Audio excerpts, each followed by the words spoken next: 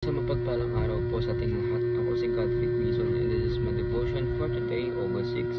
And ang topic po natin ngayon for today is paano kung walang Diyos or presuppositional apologetics. So ang ating scripture for today is Hebrews chapter 11 verse 3. By faith we understand that the universe was formed at God's command, so that what is seen was not made out of what was visible.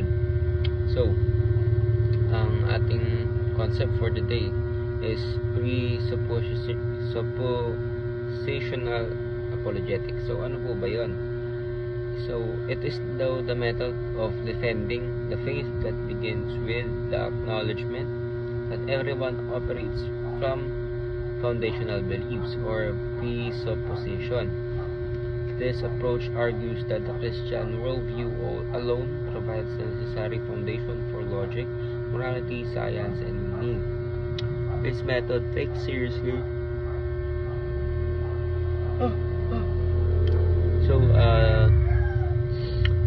tawag po dito is this method takes seriously the noetic effects of sin and insists that unbelief is not a neutral position. It suppresses the truth rather than trying to prove God with human reason alone. Presuppositional apologetics but boldly asserts that without the God of Scripture, one cannot truly account for anything at all. So, ano po ba yung sabihin po nito na presuppositional? Marami po kasing tao naniniwala na or tayo ring mga Christians.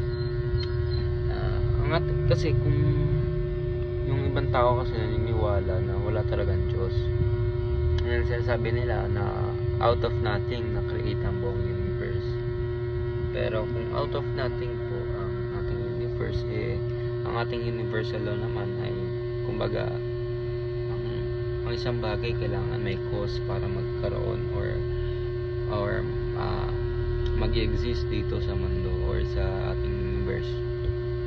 Pero kung wala pong Diyos, paano po tayo mag-exist lahat? Or paano yung universe? Ano yung cause ng universe para mag-create or magkaroon ng universe? Of course, meron pong Diyos or merong starting point ang lahat ng bagay.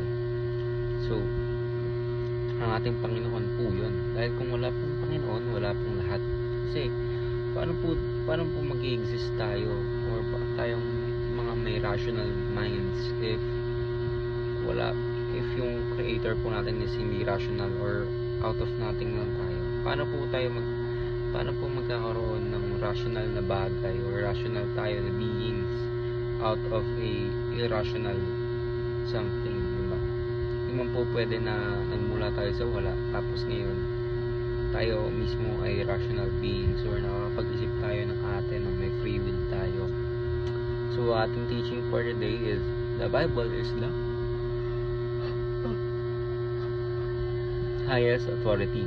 The Bible interprets people and the world, and the Bible shapes our worldview. So, ating Biblia po, ating papansinin na sobrang ganda ng teachings ng Bible at hindi po ito na contradict or hindi po ito nare-refute or nare-rebuke ng ibang mga tao dahil of course ang ating Panginoon po inspired yan sa ating Panginoon and they don't have the power or capabilities para ipakita sa atin na ang ating Biblia ay hindi yung absolute authority. Of course, ang ating Bible is the absolute authority of life and dapat po nating paniwalaan yon.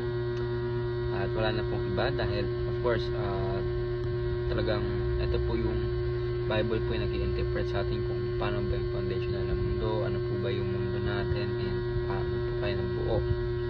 So, kailangan po natin basihan yung Bible dahil of course it is factual and napoprove na po isa-isa kung ano po yung mga nasa laman ng Biblia. So, ayun na po. Ako si Godfrey Quizon and this is my devotion for today, August 6. Sana po ay maraming kayo natutunan. Ayun lang po. And God bless.